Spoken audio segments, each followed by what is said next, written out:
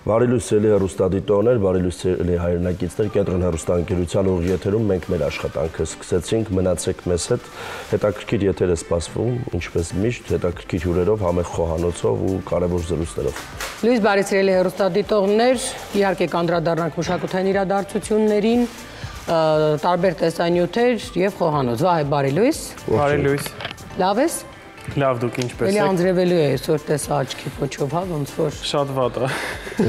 Այսօր էլ կանձրևի եւ 4-5 օր ոնց հասկացա։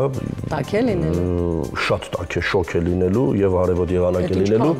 27 մինչև 28 հեռախոսով այդպես է տալիս, բայց հետո նորից անձրևների սեզոն էլի։ Չէ, էլի։ Իսկապես։ Ես զարմանում եմ, որ ես այսօր լավ եմ, որովհետև երեք այն ամենաուժեղ երկու կտրուկ անձրևների ժամանակ մնացել եմ դուրսը։ Դեռ չկար թաքնվելու, վա։ Չէ, ճանապարհին քայլում էի, որովհետև հանդիպման էի, ոչ կարող էի կանգնել, ոչ կարող էի ինչ-որ տեղ մտնել, սպասել։ Ես ասեմ, երեք ինչ եմ նկատել, սրճանից մեկում բացօթյա նստած էինք, դե ծածկի տակ եւ շատ տենց հորդառատ անձրև է, անձրև որն է, Արաքս գետը հոսում է Սարյան փողոցով։ Դրա միջով ես անցնում էի։ Եվ ես ասեմ, որ մարդիկ կային շատ մեծ հաճույքով թրջված, լրիվ թրջված քայլում էին եւ Դե արդեն ասում եմ, որ այդպես թրջվում ես, այդ պահն է։ Բայց աշխով ասում եմ թուլացի եւ վայելի։ Եվ այլի, Դե ոչինչ, ասում եմ, որ անձրևը շատ հետաքրքիր էներգիա ունի եւ դու նաեւ ստացել ես այդ էներգիան։ Շատ, երբ որ դու կոստյումով ես դասական։ Կապ չունի ինչով ես, Ֆանտաստիկ էներգիա ունի։ Տակից ջուր սենց գնում ես։ Դու չունես կոստյում, ոչինչ, մենք մտածեցի կեսից տաքսի կանչեմ, հետո ես հասկացա, որ խցանումները այնքան շատ է, որ անձրևը գալու է վերջանա, տաքսին նոր է գալու։ Ես իդեպ 4 վթար եմ ոչ մեկ չի թողնի, որ մեքենան նստեմ։ 4 վթար եմ տեսել գալուց այսօր, էլի սարսափելի խցանում էր, մեկը մի վթարը տրամվային էր, մի մեքենայի խփել։ Տրամվայ թե տրոլեյբուս։ Տրոլեյբուսը ներողություն։ Ուզում եմ ասել, ինչ լավ տրամվայ։ Չէ, ոչ մի լավ բան հետ չի գալու Դավիթ։ Չես հասկացել, որ մեր երկրում այլևս ոչ մի լավ բան չի լինելու։ Նաև աշխարհում։ Ահա։ Դա էլ եմ հասկացել։ Ու երկար ժամանակի դեպ։ Մի խոսքով, բայց տարօրինակն ինչ էր, որ կար նաև եւ լուրջ վթար, կար վթար, որ տենց էլ չես հասկանում, հիմա խփել են իրար, թե պարզապես շատ մոտ են իրար կանգնել, հետո որոշել են բան անեն։ Հա, վիճեն տենց կանգնեն նայն, ընդամենը ձեռքդ կանցնի էլի այդ տարածությունով։ Ու դրա պատճառով պատկերացրեք, չէ՞ ինչ խցանում է միանգամից ձևավորվում, նախ որովհետև մեքենաները շատ են եւ երկրորդ դե մենք պիտի երկար բարակ որոշենք ով էր ճիշտ ով սխալ ոնց էին խփել, ինչ էին խփել, ով չէր զիջել, այդ մեքենայում ով կա, այդ մեկնաբանությունները լինում, նոր ինքը սկսում է գնալ։ Իդեպ այս թեմայով ես էլ ասեմ նոր վայրեն ներկայացնի, քանի որ ես տարիքով ընդհանրապես էլ փոքր չեմ, ես հիշում եմ այն ժամանակ, երբ որ չկար ապածառայությունը, ես հիշում եմ, թե ինչ ծեծկրտուկներ ու ինչ վիճաբանություններ են տեղի ունենում, երբ որ մարդիկ իրար մեծ որոշում էին, թե ով է ճիշտ, ով է սխալ, եւ ասեմ, ապածառայությունը, եթե իրականում մի քիչ ավելի համակարգված աշխատի, մի քիչ ավելի ճիշտ աշխատի, շատ արագ նկարեն դիրքերը մեքենաների եւ մեքենաները հանեն, այս խցանումները չի լինի։ Իրականում մի շատ լավ բան է։ Ամբողջ աշխարհում այդ պրակտիկան շատ ճիշտ աշխատում է։ Դե բայց նայ, խնդիրը նրանում է, որ այո, մինչև 200,000 դրամ, այսինքն քո պատկերացմամբ վնասի դեպքում դու կարող ես չկանչել, այսպես ասած։ Ես ունեցել եմ այդ փորձը, բայց հիմա նայ, դու պիտի ոստիկանության անպայման կանչես, իրենք ասում են։ Դու պիտի դա անես մինչև 40 րոպեի ընթացքում, մինչև դու կարողանում ես իրենց հետ կապվել, դու մոտավորապես 10 րոպե կորցնում ես։ Բայց ես չեմ հիշում, մինչև 200,000 ոստիկանություն են կանչում, չէ։ Ես երբ խոսել եմ, մի տղայից մի անգամ հարվածել էր։ Ես իմ սեփական դեպքով եմ ասում, մինչև 100 էր առաջ, հիմա 100-ը սարքեցին 200,000, ոստիկանություն չես կանչում, երբ որ մեղավորություն չի ճանաչվում։ Եթե մեղավորություն ճանաչվում է, եթե օրինակ չունեմ, եթե ես մեղավոր եմ։ Այդ տղան մեղավորություն չէր ճանաչում, չնայած որ հետո ոստիկանություն եկավ, ասաց այդ ակնհայտ երևում է որ դուք եք, հետո նաև քննությունը պարզեց որ ինքն էր, բայց այդ դեպքում է մենակ գալիս ոստիկանություն։ Եթե մեղավորություն ոչ մի կողմը չի ճանաչում, արդեն պետք է ոստիկանը գա, որ չափումներ կատարի։ Դե իմ ջալու շատ է կոռեկտ տղա է, բայց հասկացա որ վարելուց մի քիչ հեռու է, որովհետև ակնհայտ սխալ է, ինքը չէր կարողանում հասկանալ, ինքը ոչ թե ասում էր չէ ու վերջ, ինքն ասում էր դե ես չգիտեմ։ Դու արդյոք դու չգիտես, ես էլ հո չեմ ասելու, ես գիտեմ։ Չէ, դե ավելի լավ է ուրեմն իմացողը գա, այդ դեպքում միշտ ասում եմ չեզոք դիրք բռնելը ավելի լավ է։ Բայց ինչև է, նկատի ունեմ, որ եթե անգամ ապա չի գալիս, այդ process-ը մի 15 րոպե տևում է։ Դու մինչև զանգում ես եւ այլն, 15 րոպեվա ընթացքում են էլ առավոտյան կամ երեկոյան, չնայած հիմա կեսօրին էլ լուրջ խցանումներ, արդեն ձևավորվում է հետևում լուրջ խցանում։ Դու պիտի մի ձև շրջանցես, հետո մենք կանոնակարգված չենք գնում, չգիտես ինչի բոլորը ստենց։ Այսինքն այստեղ խնդիրը ոստիկանություն ու ապացառայությունների մեջ չի, խնդիրը նրա մեջ է, որ մենք չենք զիջում վարելուց ուշադիր չենք, հեռախոսով ֆիլմ ենք նայում կամ չգիտեմ TikTok ենք թերթում, ես բոլորիս եմ ասում։ Այսինքն այս անուշադրությունից է ծնվում բոլոր այդ վթարները։ Խոսքը եւ լուրջ վթարների մասին է, եւ նաեւ փոքր վթարների մասին է։ Դե քաղաքի ներսում, օրինակ, չգիտեմ, Կոմիտաս Պողոտայի վրա, օրինակ, Կոմիտասի վրա, երբ որ դու 5-ի կամ 10 արագության տակ խցանման մեջ առաջ ես գնում, ոնց է ստացվում, որ դիմացի մեքենային հարվածում ես։ Ուրեմն հեռախոսի մեջ ես, ուրեմն քնել ես, ուրեմն ինչ անուշադիր ես, ինչ-որ մի բան կա։ Ու իդեպ բոլորիս է վերաբերվում, բոլորիս մենք պետք է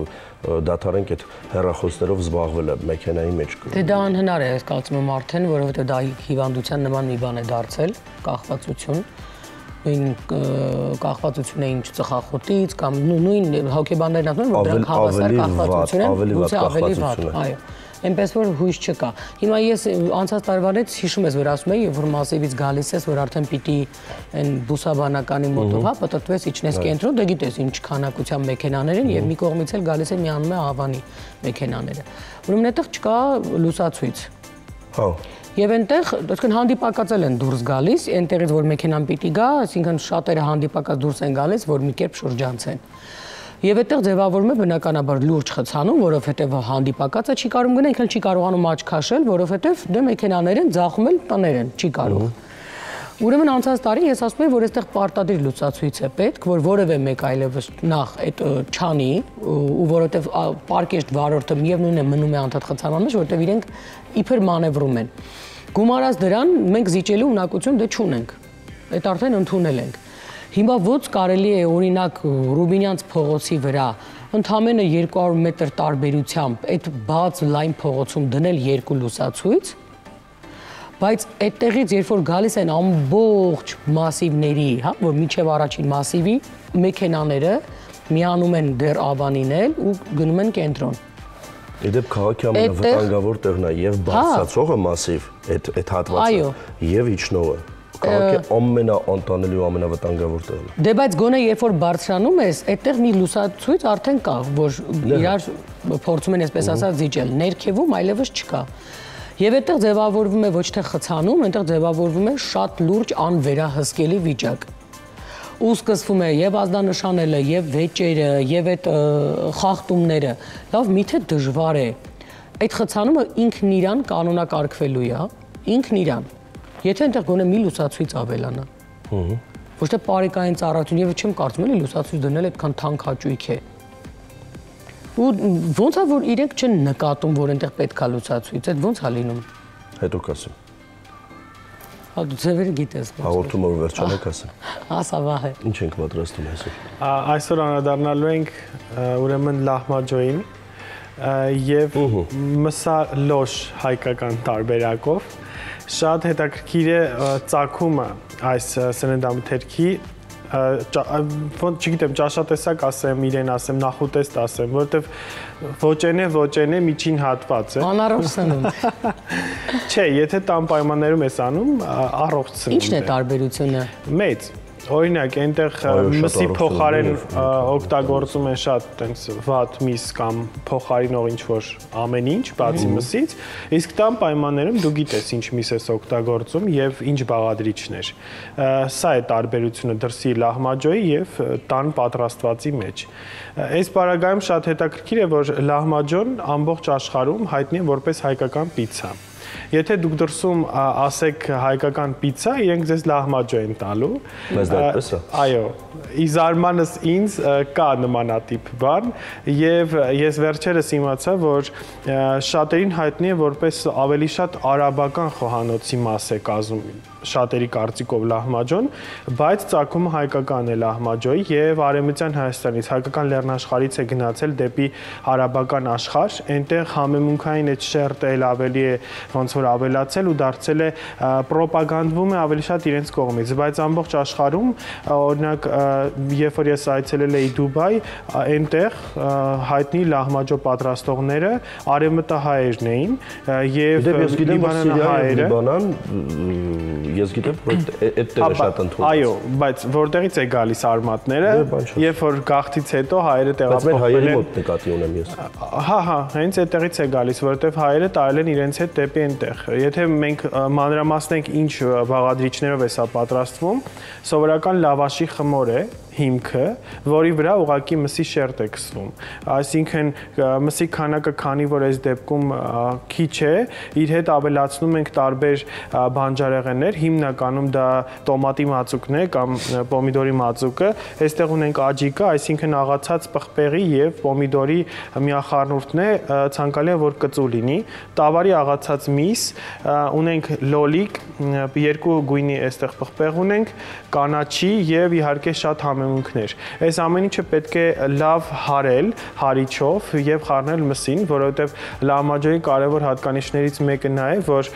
պետք է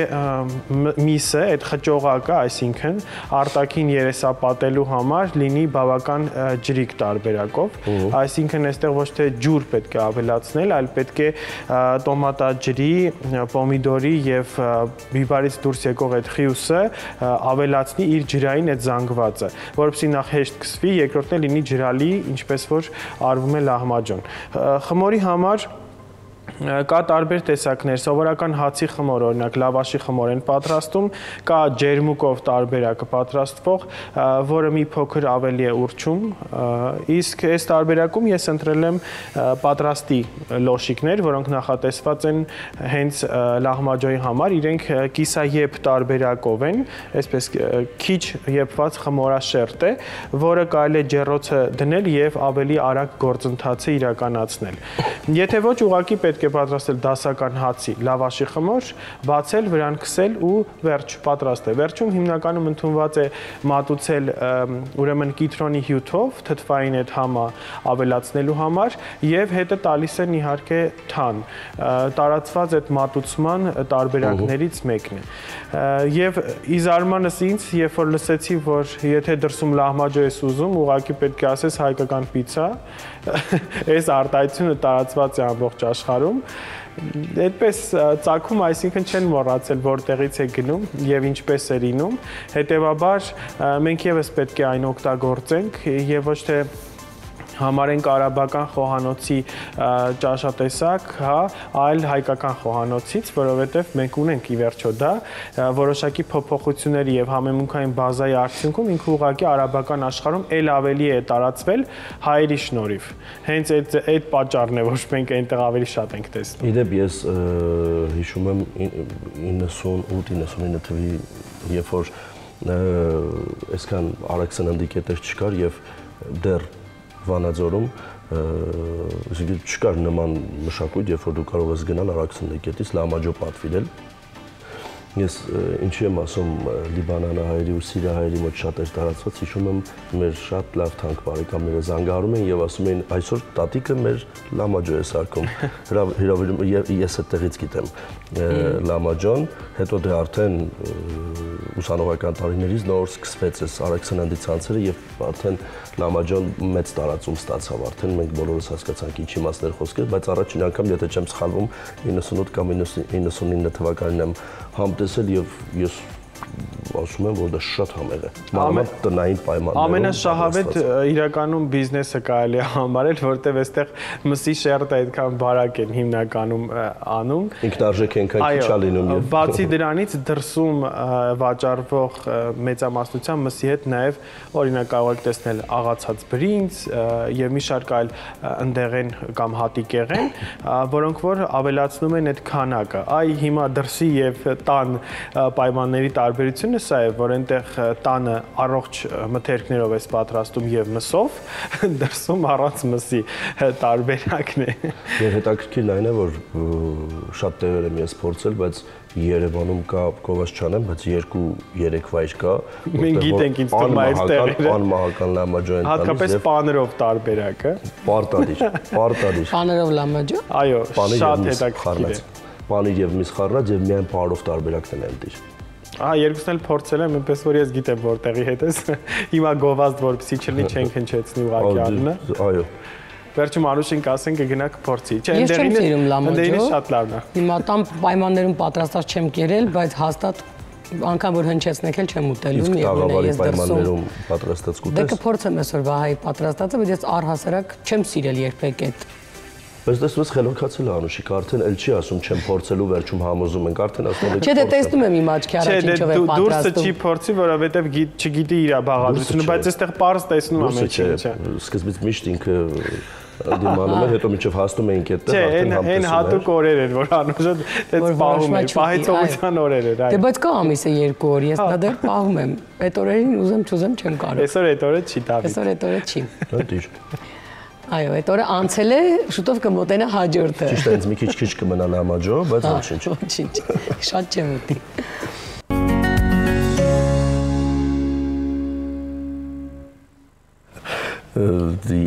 Ես երջանիկ եմ,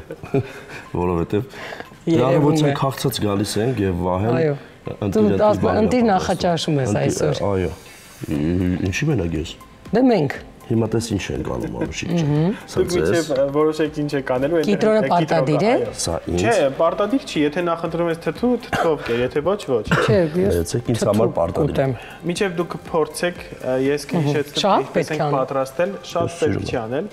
Ամեն դեպքում նախասիրության հարց է դեպքում կիտրոնի հյութի առատությունը։ Մենք այսօր պատրաստել ենք լահմաջո կամ մսալոշ տարբերակը հայերենով։ Բայց ես դուր է գալիս մսալոշ տարբերակը։ Հա, շատ գեղեցիկ անուն է իդեպ։ Վրայի ուրեմն քսված միսը խճողակ է, այսպես կարելի ասել, չնայած որ արտաքին երեսապատում է այստեղ տեղ ունեցել, ոչ թե մեջն է լցվել։ Պատրաստվել հետևյալ ձևով, աղացած տավարի մսին ավելացրել ենք իհարկե աջիկա, աղացած տարբերակով սխտորով եւ համեմունքներով, ունենք այնտեղ հարած 2 լոլիկ, 2 պղպեղ եւ իհարկե խառը կտրատած կանաչի։ Ավելացնում ենք նաեւ համեմունքներ, այս ամեն ինչը խառնում ենք, բավական ջրիկ մասսա պետք է ստացվի եւ կսում ենք արդեն պատրաստի լոշիկների վրա։ Շատ համեղ է։ Սա ինչ է բիբար։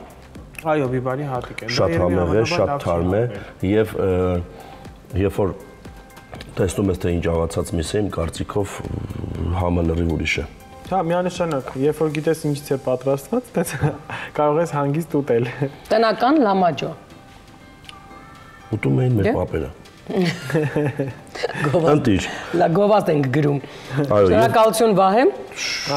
Շատ բարի։ Մենք տեսանյութի ժամանակ չունենք, ոնց հասկացած, ռիելի հեռուստադիտողներ, այսքանով ամփոփ ենք այսօրվա մեր առավոտը, նորից կհանդիպենք ցտեսություն։ Հաջողություն։ Ցտեսություն։